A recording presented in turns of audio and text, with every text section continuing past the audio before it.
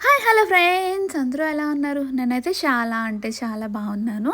ఇప్పుడు మనం ముల్లంగి ఇంకా క్యారెట్‌తోని సలాడ్ అయితే చేసేసుకుందాము. ఆ రెండిటిని పీల్ చేసేసి ఇలా తురిమేసుకొని మనం ఓవెన్‌లో పెట్టుకుంటాం కదా! ఆ బౌల్‌లో వేసుకోవాలి. చూడండి నేను వేసుకుంటున్నాను కదా! తర్వాత దాంట్లో ఇది చాలా హెల్తీ కూడా. మీరు కూడా ఇంట్లో ట్రై చేయండి సలాడ్ లాగా. చాలా బావుంటుంది. చాలా యమ్మీగా ఉంటుంది. సరిపడా సాల్ట్ వేసుకోండి.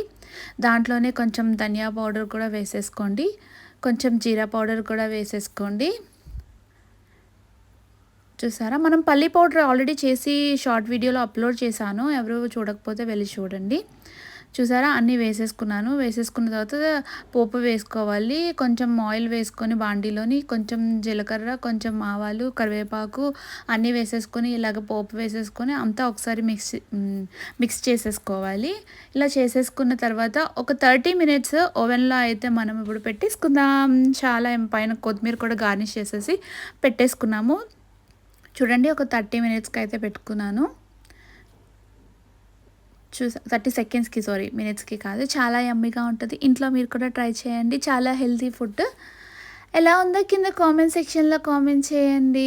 Please like my channel, share my channel, subscribe my channel.